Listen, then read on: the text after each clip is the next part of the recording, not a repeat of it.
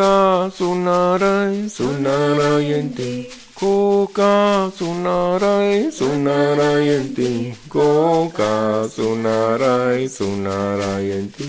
Koka sunarai sunarayanti. Koka sunarai sunarayanti. Koka sunarai sunarayanti. Hello, hi, welcome to this new episode of the Mango TV podcast. Today we have Zoran Todorovic. We had a beautiful interview with him exactly 1 year ago in February 2022, and now Zoran is back. Instead of reading his bio, because we did that the last episode, I will ask Zoran to take 1 minute to introduce himself. So, who are you? Who am I? Who are you? Well, I'm passionate about evolution of human consciousness, and I have been working with evolution of human consciousness through coaching, and specifically evolutionary coaching in last 25 years. I've been coaching and training and mentoring and guiding people from all around the world, from any business areas to their personal life, personal development, spiritual evolution. And more or less, that's in a nutshell, what I'm about. Amazing. You mentioned the word consciousness, and I'd love to dig deep on that. But first, one thing that came out from the episode from last year, which I think is important, is this how you are able to reconcile and integrate coaching and psychotherapy.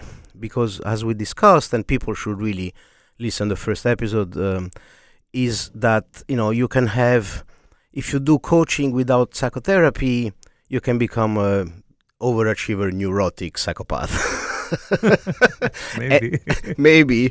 And if you do the psychotherapy without the coaching, you may become a healed bag of potato on the couch. Yes. So how do you reconcile these two disciplines? Yeah, the one enforces the other one in the most beautiful way. And what I perceive coaching is that this is an action-oriented process. So I think the most important thing in therapy or in coaching is integration and application of what you kind of understood, the insights you have had, back into your life.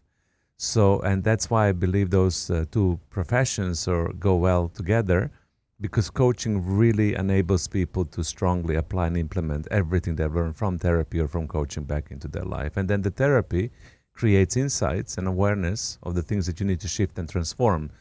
So if we don't have them working together, then people will be exactly as you said, either contemplating about their life forever and not doing the action necessary to change, or doing too much but not being awakened and aware what they actually need to transform to have a better life. Very, very clear. Yes, very important. Okay, so from last year, I remember I asked you, where does addiction come from? Where does depression come from? Where does fearful state come from? And you said that they all come from disconnection. Mm-hmm. So anxiety, depression is disconnection from self, and fearful state is a disconnection from purpose or source. Mm-hmm. So I'm particularly interested now to explore this concept of source, because, full disclosure, I did holotropic breathwork session. Mm-hmm. Have you heard about this practice? Yeah. It's the godfather of psychedelic assisted psychotherapy, Stan Grof. When they made LSD illegal, he thought, okay, they're not going to make breathing illegal. And he found that with this over-oxygenating your brain for 3 hours with the specific music, you have a psychedelic experience. You have a mystical experience. And that's what I had. I had a full-on mystical experience, meaning I experienced the presence of God, of divinity. And so that resuscitated this, more than curiosity. It's almost... I remember you saying last year. You said, fearful states is a faith issue, and so now I would like to explore that. So let's start from the beginning. So, how do you define consciousness? That's a very good question. No, but I know it's they call it the hard problem of consciousness in science. But yeah. how you see it? How I define consciousness, it's the awareness beyond your thought. So if you think about yourself that you have thinking processes in your mind, and a lot of the people identify with themselves through their thinking process. So they would say, I think, therefore I exist. So when you move beyond thinking into the space, their thoughts do not exist, then you tap into the conscious part of yourself, which is directly connected to what we call God or the source. Yes. And I would also expand on that consciousness is timeless.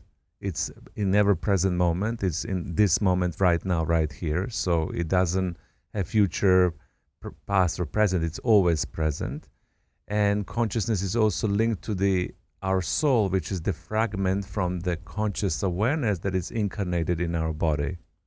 Mm-hmm. Okay, so clearly, looking at the language you're using, you don't believe that, like our secular scientific materialistic science believe that consciousness is an epiphenomenon of the brain. In neurology, neurobiology, they think that this sense of awareness is an epiphenomenon of the brain. That matter came from mind. That this like 3 pounds of gray material, when it reaches a certain amount of complexity, create awareness. But from the term you used, you seem to believe the opposite, which is what the mystics and Eastern philosophy and indigenous tribes have been believing forever, which is the other way around. Is that there is a cosmic consciousness which is before, even maybe before the Big Bang. Maybe there is a cosmic consciousness. Did you follow the Nobel Prize in Physics in 2022? No. So basically, they give it to these 3 scientists. One is a Swedish one, and I can't remember now exactly, because they proved the quantum entanglement. I've heard of it, of course, yeah. So it's crazy. It's like, they scientifically proven with the criteria of modern science, which is, repeatability and that 2 objects separate, maybe one is in China and one is in Ibiza, and by observing on a subatomic level one, it changes on the other side of the planet. So, mainstream media, of course, didn't report that very much. But the implication of that is that, the Newtonian Cartesian view of the universe, which is a big, gigantic mechanical clock, and this idea of subject-object, this duality, this separation, that I am an observer and I look at the moon and the stars, is basically being proven wrong.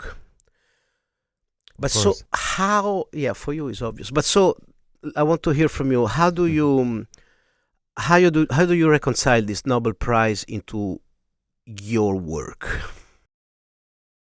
Well, for me, I would take the other, take on it, because I'm believer in Tesla technology. I've been following Tesla as a scientist, not only because, he has the same origin like I do, which is Serbian to start with, but also if you look into Tesla's research patents and achievements, he is one of the first spiritual scientists, so to say, because he was talking about ether, and he was saying that ether, it's our mind, and ether, it's also etheric sphere around the planet that is directly connected to our mind. And his fascination was that whenever he saw the skies changing, or big storms he was always connecting those storms with how we feel, how we think and how we feel inside our mind. So to cut a long story short, he was able to prove that ether exists, and he was able to prove that the consciousness exists beyond ether, and that our thinking processes are created from the etheric field. So basically, when we learn how to go beyond our mind and connect, as I said before, beyond our thinking, we are the ones that are creating our thoughts, and those thoughts are coming from this etheric field. And he was able to prove it, show it, demonstrate it. A lot of his experiments were visible. You can check it out and see how he defines the etheric field. And now in the science after he passed on, they, through the Einstein's theory of relativity, they said that ether doesn't exist, which is not true. And this is where this whole confusion between science and spirituality starts because modern science has neglected the existence of ether, which is something that I don't believe it's there. So with this new, accomplishment, Nobel Prize winners and entanglement, they're going back where Tesla was, I think, 120 years ago. Yeah. Yeah, it's fascinating. Rupert Sheldrake explains it very well. He says, in 1636, Descartes wrote the Critique of the Pure Reason, something like that, and basically he said that he put mind and angel and spirit and all the metaphysical experience on a different category. He didn't deny it. He just said it was a different category. And then in the 17th, 18th century, they just thought that we don't need this category, and so we sort of like take away divinity and the connection with the ether, like Tesla calls it, out of the equation. And so we have created this in the West, this secular materialistic paradigm. Exactly. So ultimately, here Mangoti, we try to be like a practical spiritualist, so pragmatic. So how does a connection? First of all, I want to know, how do you develop a connection with source or ether or divinity or divine consciousness or intelligence consciousness? Many people don't have not only the connection, but not even the awareness that it might exist. So I want to ask you, how do you become aware of it? How do you connect with it? And how do you cultivate it? So from my observation, my experience, to develop the relationship, let's call it God, because God, it encompasses source code, divine essence, ether, everything else. It's a bit loaded word, though. I know, but we can, sources, I think, is a bit politically correct. Let's do source. But I also want to say God because some people believe in God. Some people use God instead of source. So but then you can call it any way. But if you say God, it brings the monotheistic idea of the one guy. Yeah.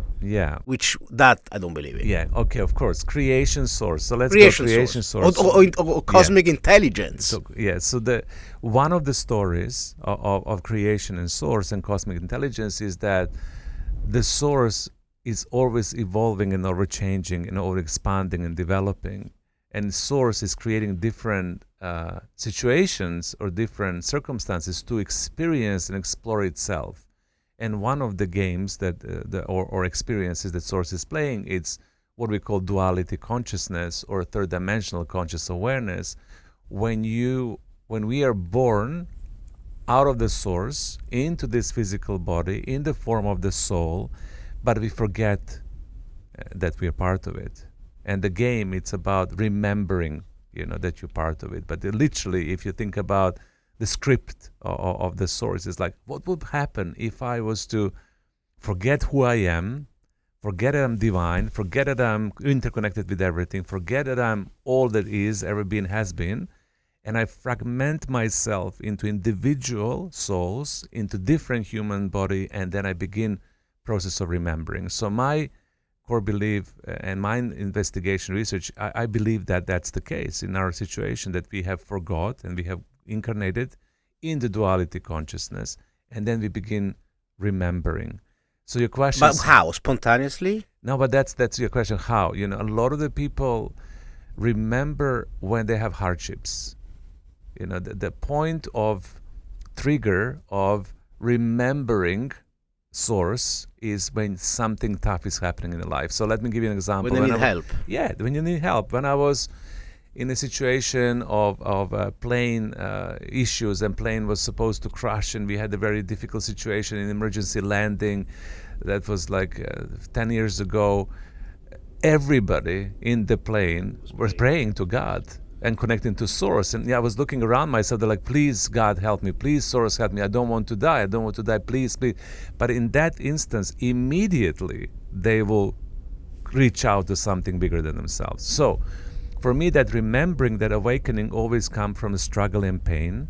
And this is the reason why a lot of people curate their lives to have struggle and pain, and to have discomfort, and to have issues that can be relationship, financial, family, physical, whatever the issue we are struggling with. Everybody has something, trauma, previous life trauma. We all have them, and those pain points are there to trigger our conscious awareness in starting to remember and cultivate the relationship with that creator that we call source or God, right? So that's the starting point for everybody. But what about if people don't have a, near-death accident like a plane crashing? They will have something in their family. They will have relationship issue. They will have issue with their mother, with their father. Somebody will abuse them. They will have a tough boss. Everybody, Giancarlo, has pain point. There is nobody. I've coached millions of people, not millions, thousands of people around, and even the people who are sorted and they look sorted and they look life is completely amazing. They have pain. Yeah, they do, but I don't think that is a door to the divine. I like my father had difficult moments, and he would never even consider that. Like even in that plane, Yeah. maybe 90% were praying, but I'm sure there was some secular materialist that, and that's an extreme case. But that's extreme. Yeah, that's what I'm saying. But if you take the average Joe, if you take the average human being, you ask the question, how do we remember that connection? Yeah. And I'm saying to you that to the audience as well, that we all do when we are in moments of pain and crisis, and we need to reach out to something bigger. Yeah, average but I'm not person. convinced. Well, tough. No, I'm not convinced because yes, possibly in moment of crisis you remember God, but then when the crisis is over, you forget.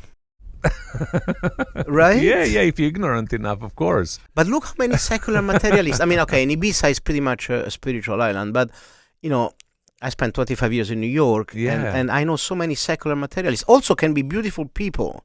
They are non-spiritual people that help other people all the time, and the spiritual people extremely narcissistic, self-centered. So I don't have moral. I'm not saying it's better. I'm just, since I've been exploring connection with source, I'm curious from your point of view, from a coach point of view, from someone who helps people.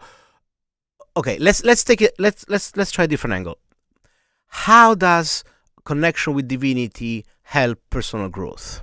Well, the connection to divinity, it's everything in the personal growth. Because if you understand who you are on the level of the essence, your essential self, which is beyond your personality, which is before your character, before your beliefs. If you understand who you are on the essential level and you connect to that part of yourself, then you can actually grow and evolve.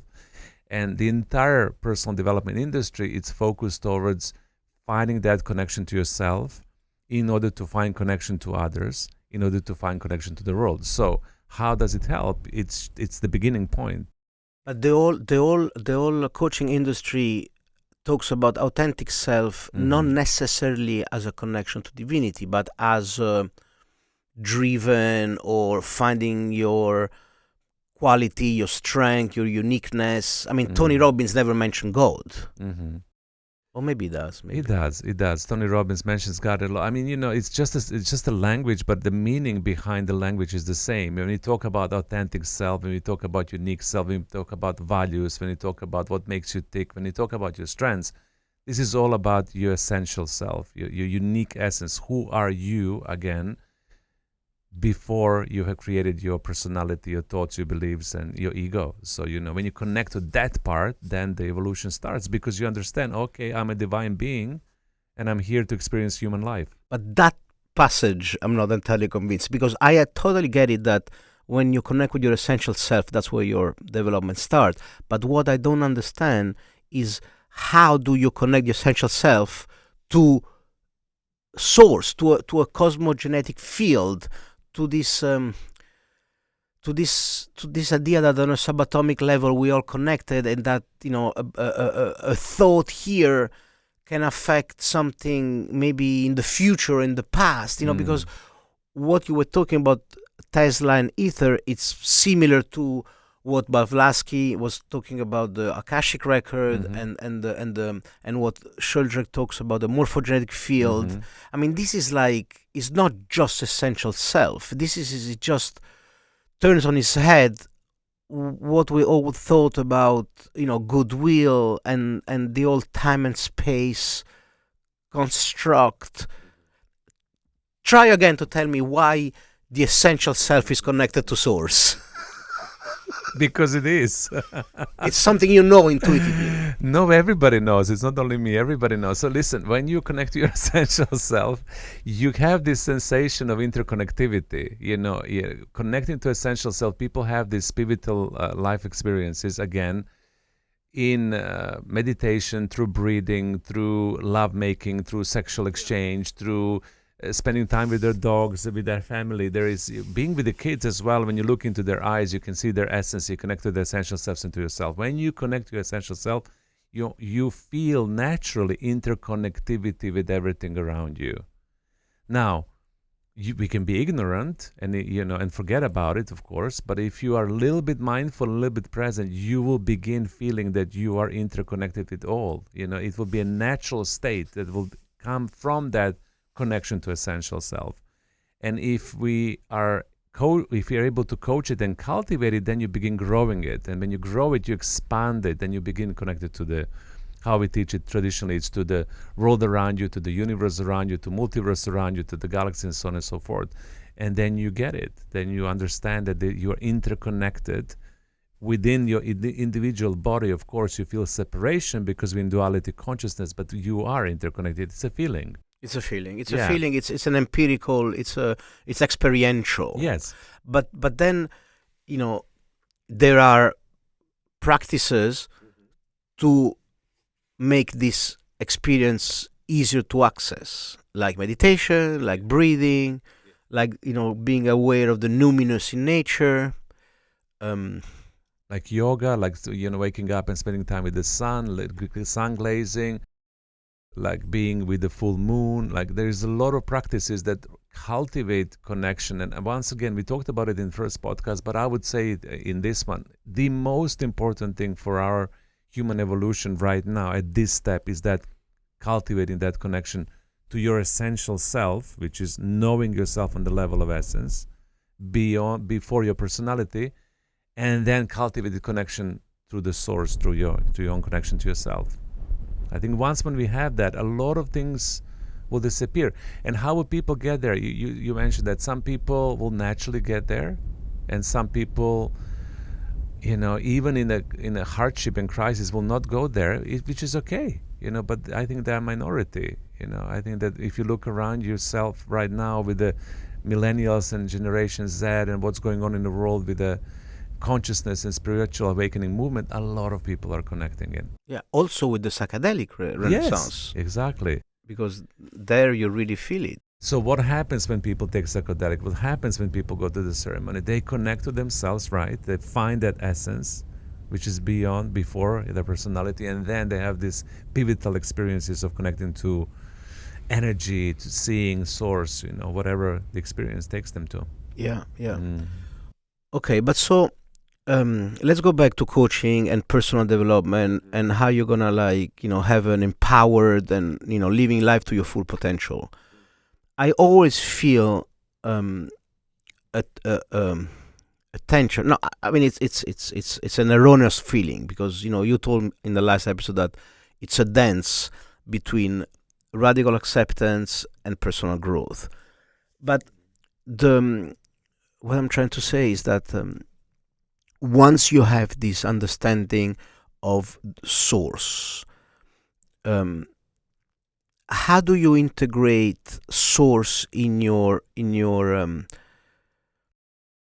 okay, a typical example is this deal is not coming through, trust the universe, is not time, or move your ass and call the partners and make it happen. So how do you reconcile abandoning to a mystic design or push as much as you can for things to happen? Mm-hmm. You know what I mean? Of course. So the beautiful thing that coaching offers is the space for people to feel how they feel, for them to hear how they think, and for them to choose how they're going to act.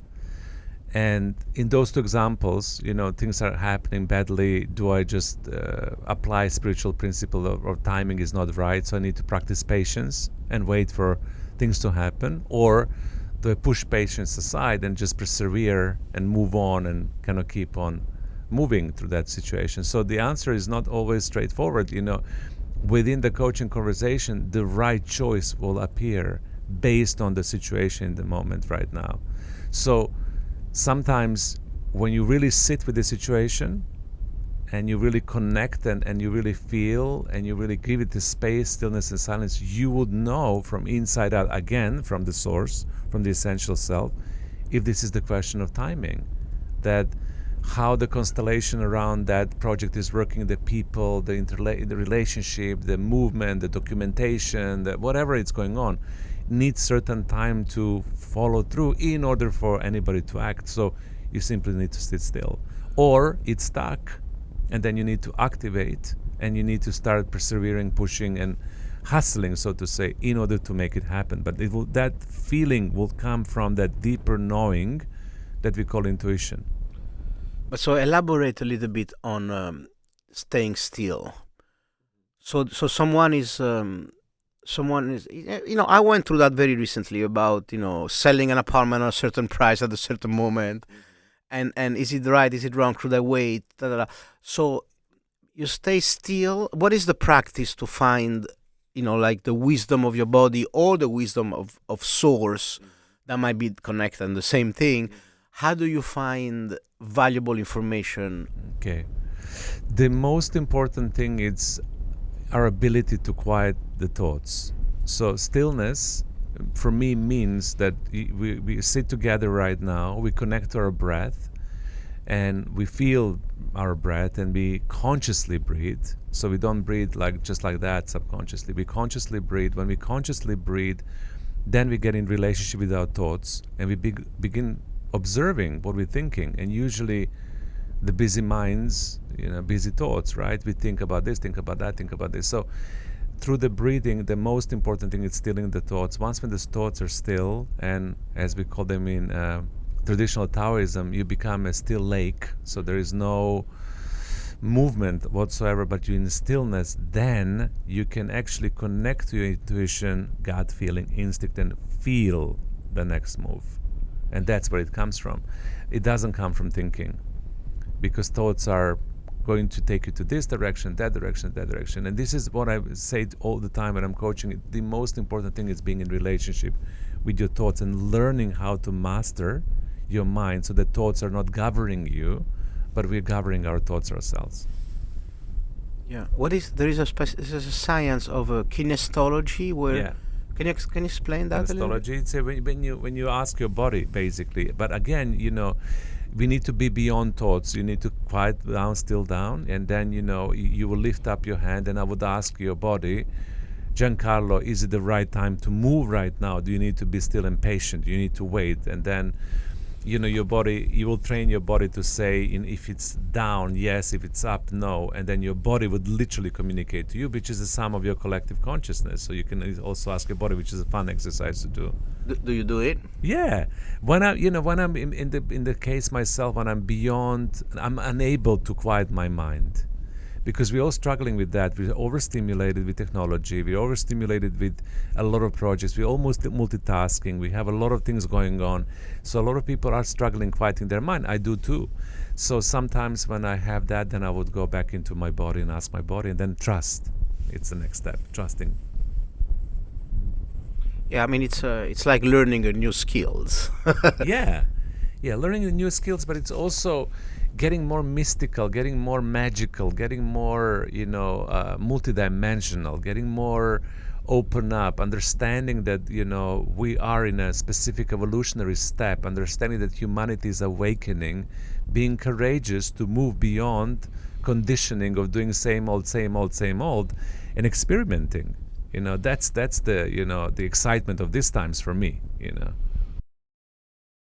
I want to try to go in a completely different direction. Of course, go ahead. What is your experience with neo tantra or classical tantra, sacred sexuality? Did you look at that a little bit? Yes, I did, and I was in my mid-30s. I was in relationship with a lot of people in my community at that time. They were in tantra and sexuality and exploration of that. So I did as well explore that, and I have mixed feelings about it. What I figured out is that if we find a very powerful teacher who is 100% in integrity, then the Vaya Tantra can work really, really well. But if people connect to the teaching or the teachers who are out of integrity or spiritual sexuality, then it's a slippery slope. But like any practice, right? Yeah, but it's Psychedelic, much more. can be more hurtful. Can be re-traumatizing. Yeah, I mean, the sexuality and especially masculine, feminine energy. I mean, you know what I mean. It's dangerous. Yeah. It's dangerous. I thought about that because when we're talking about letting the body, some people say that the third millennium is the millennium of the wisdom of the body, and now we know that so. It's not that we know now since the Nobel Prize. I say now we know, but we start to know that as below, so as below, so above. So this idea that our body are divine vessel, and so now there is a new trend online of female tantra teachers, neo tantra teachers, which start associating the some tantra practices like the yoni and anal de-armoring. I know about it, yeah. And the interesting thing is that many you see on Instagram, now that the algorithm discovered that I'm interested, it sends me all these tantra teachers, neo-tantra teachers. And the algorithm is clever, right? Yeah, super clever. And there is so many teachers that now connect neo-tantra and de-armoring with financial success.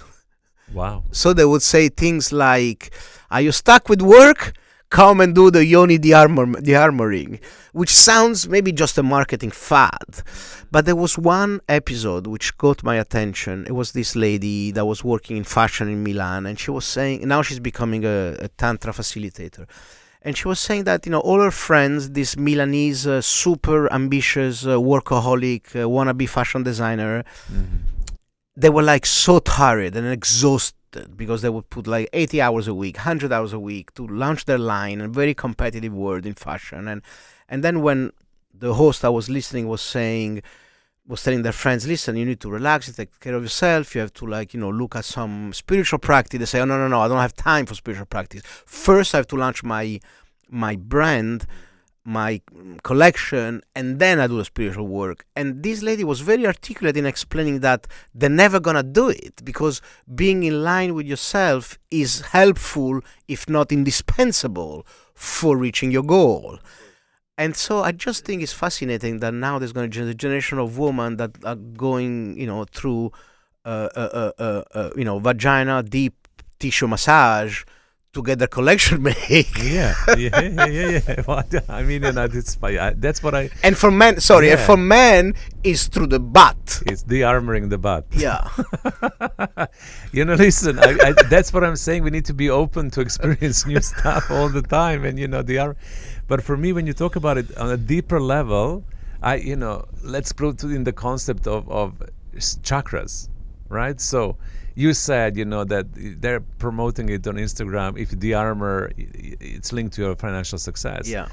And the first chakra, which we call in spirituality the root chakra, it's linked to the material wealth and abundance. Interesting. And it's linked to the connection to the, this world. And if you're stuck there, meaning that the energy is not flowing, then you have issues. So I think that this practice probably moves the circulation of this chakra system. For people who don't know what chakras are, the energy system within our body that move and circulate in a toroidal field energy, and when they move, we have healthy body, right? We have. It's so true. It's so true. And when you see people that we say, oh, it's so like anal retentive, usually they're not very successful. Yeah. Anyhow, everybody needs to do what I need to do to move on in the end block. Yeah, but it's so counterintuitive for a man to think about getting like someone stranger putting a finger up your butt to unblock your financial blockage. It's quite counterintuitive. It's good marketing, though. I think people people will do what I need to do. I think that everybody needs to do the right thing, and also this is challenging us to go beyond our rigid beliefs. I think that now we're in the time when we need to loosen up a little bit, what do we believe and how straightforward are we, and what are the programs that we've all bought into. And if that works, why not? That's my saying. If that works, why not? What is the belief that is preventing you? Usually people immediately think, oh, that means I'm gay. It's that homophobia. Cultural conditioning. Steps in. So then, I think that we need to challenge ourselves to be open a little bit and experiment. Yeah. Have you done an anal de-armoring? No. But maybe I will after this podcast. I don't know. Okay. So in a year... Yes. And on our third episode, we're going to check. Of course. I'll let you know. I'm going to be inspired, right? I'm good with material things. I need to work on something else. Let's see. Exactly. But so what's on your mind these days? What's intrigue you? What turns you on? What happened in the last year that you want to mention? Mm-hmm. Well, for me, what intrigues me right now, it's a global evolution and awakening of human consciousness. What I'm passionate about is seeing how are we unifying as a collective in awakening. That's a point of attention at this moment in time. Awakening as a collective. Awakening as a collective. I think that we are at the pivotal times on evolution. And as you know, probably, and I don't know if audience know, I perceive, and it has been scientifically proven, and now with this Nobel Prize as well, that human beings are collective consciousness. Yes, we're individual, but we're also part of the collective hive. So what you think, what I think, what everybody else thinks impacts each other. So, we are not just singular, isolated. So how we actually evolve is to these quantum leaps of collective consciousness. And in order for us to move from one paradigm to another paradigm, we need to be awakening collective. And I think that the paradigm is shifting. The financial paradigms is shifting. Through COVID, we saw what is happening with the health paradigm. The economy is changing rapidly as well. What's going on with people understanding that there is a life beyond this planet, understanding there are star beings or extraterrestrial life happening. So there's a lot of things that are currently in this weird, the wars, that we have in attention right now. So all of that for me, it's facilitating collective conscious awareness and awakening. So I am passionate about it. I'm passionate about every single human being right now understanding what is theirs to do in order for them to be able to awaken and become part of that collective consciousness awakening movement. And everybody has a part to play. Some people are teachers, some people are followers, some people are, doing their jobs, but everybody has a specific part to play. So for me, that's the attention right now. How do we awaken collective? But so, how long have you been coaching for? 27 years now, nearly, yeah. Yeah. But so how do you think is your coaching style evolved in relation to this collective awakening? Yes. How did it evolve is because when I started coaching, I was coaching individual, right? And every time somebody will come to me, I would focus on them, their issues, problems, challenges, and opportunities, and so on and so forth. And then when you coach enough people, you begin seeing that it's just the same pattern, same problem that everybody has. It's just a different phase, different name. But in the essence, it's the same issue that we're struggling with. And then you get into understanding that we're part of the collective and that each individual as part representative of collective has the same challenges in the matrix that we have created. So how my coaching changed is that instead of coaching individual, I'm coaching the issue, collective issue to the person who is in front of me. So let me give you an example. So if you have a mother or let's say a businessman who's struggling with stress, let's do it like that, executive CEO in a stressful job. Instead of coaching him only, when I coach him, I connect to all of the other executives around the world in the same situation. I invite them consciously to be present through the field, through the conscious, the connection. Remember, we're all interconnected, so you have to use your imagination to imagine the field, to imagine the torus field, and then they're online. So as he is transforming, everybody else is transforming through him and with him.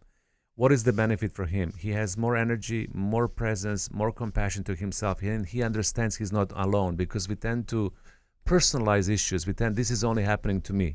Everybody else is sorted. Everybody else feels stress-free life, but I am the one who is mostly stressed of everybody that I know.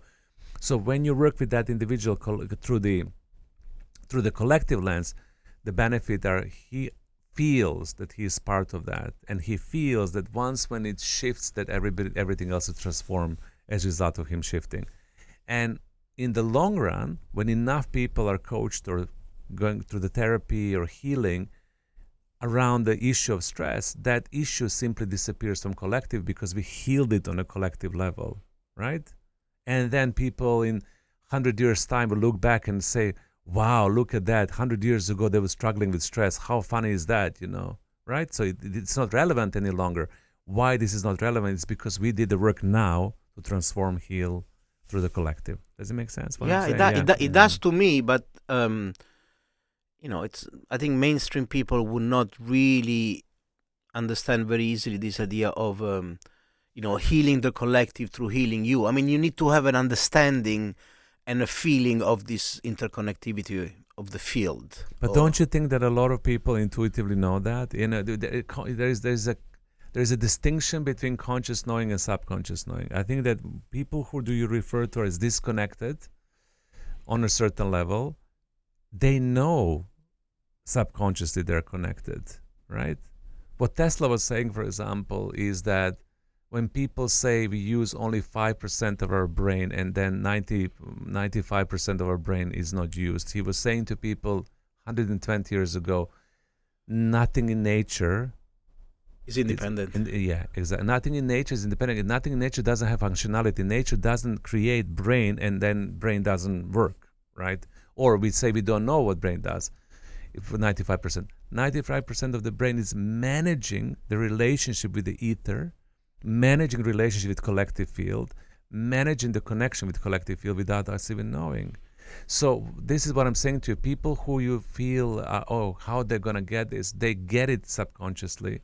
So it's about awakening and activating. Yeah. Mm-hmm. But do you agree that, 95% of the world population, they might feel it subconsciously, but they never activate it? Because, when you lead your life through ego, mm-hmm. which is 90% of the population, maybe not, maybe 70, I don't know. Definitely New York is like 100%. Then like letting the ego rule your life is a recipe for awakening the subconscious feeling of connectivity. Mm-hmm. So, very interesting, very interesting.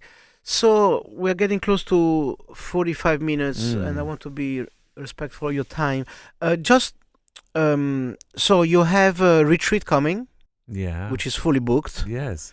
Tell us a little bit about the retreat, also because it involved my wife. I'm gonna give her a little bit of publicity. Yeah, it's an infusion and collaboration. It's called Awakening the Soul Consciousness. This is exactly the topic we're talking about, which is awakening of your soul consciousness, awakening of your essence, awakening of your connection to yourself and to the divine.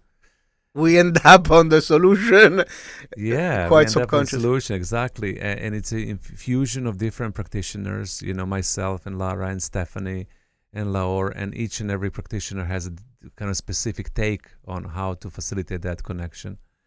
And what I love about this retreat is multidimensional. You don't have only one person, you have around 6, 7, 8, 9 people working together with the field to facilitate that connection and that awakening. Beautiful. Yeah, it's really lovely. It's very transformational, deeply touching, even for the people that, we call them in the movement normies, so people who are not willing to wake up, or people who are in business. I work with business as well. You call them how, sorry? Normies. Normies. Normies. What does it mean, sorry? Normality. Normies. It's like being normal all the time, not crossing the line to experience anything else. Normies. So normies, even when normies come, they transform. They transform. Again, I believe in humanity, and again, I believe that even normies and the most hardcore executive, who is ego-driven sociopath, just caring about money, deep inside of himself or herself, he has a connection to the source. Yeah, it's just about facilitating. Beautiful. Yeah, when I speak with people like you, which of course you're not very common, as you know, that's where I become optimistic about the future, because teaching like yours. The other day I did 2 days with Gabor Compassion Equally Protocol with shamanism, so trauma-informed shamanic practice. Wow. Amazing. I mean, Wow. I feel that there's all this powerful discipline that you mentioned, that your retreat, Stephanie, my wife, does compassion inquiry, and Laor does shamanism, and you do evolutionary coaching, a lot of those more like yoga and embodiment. And I think that in addition to the skills of the practitioner, there is the magic of the group. Yes. There's an alchemy of the group. So, okay, so this one is fully booked. How do people find information and maybe reserve for next one? Yeah. Probably we're going to open next one in October, and 2 ways. One is going to tnmcoaching.com. It's tnmcoaching.com/events, and then the retreat is there. And it's also on avatara.com. Yeah, we'll put it on the show notes. Yeah. And also on our Instagram pages, we kind of promote it really heavily because it's a wonderful retreat. Once again, please come and join because it really, really, really benefits. And usually what happens in this retreat, I just want to make sure that this is fun thing. The groups are interesting, how people end up being in retreat and who comes and the synergy between people and what happens in between. It's also wonderful. Beautiful. Beautiful. So if you had to recommend, let's say, one book and one movie for people that want, what's the title of the retreat again? Awakening the Soul Consciousness. Awakening the Soul Consciousness. What would you recommend? Can you please recommend one book and one movie to start that exploration? The book that I would recommend is let me think. In relationship to the soul consciousness, connection soul with spirit, spiritual awakening. We are connected. I would recommend a very old book which is called Bringers of the Dawn by Barbara Mikes. I remember her. We'll find it. The Bringers of the Dawn. Yeah. That's a good book to read in order to understand initiation of the soul consciousness. And the movie that I would recommend to watch is The Triangle of Sadness that I watched just a few days ago, which I really like. Watch that. Nice. Yeah, it's the same director than The Square, which was a great one. Yeah. Great, Zoran. We'll see you in 12 months. Yeah. I will give you advice for your anal dearmoring. Please do. And good luck with everything. Thank you for your time. Much. Thank you. Koka sunarai sunarayente. Koka sunarai sunarayente. Koka sunarai sunarayente. Koka sunarai sunarayente. Koka sunarai sunarayente. Koka sunarai sunarayente.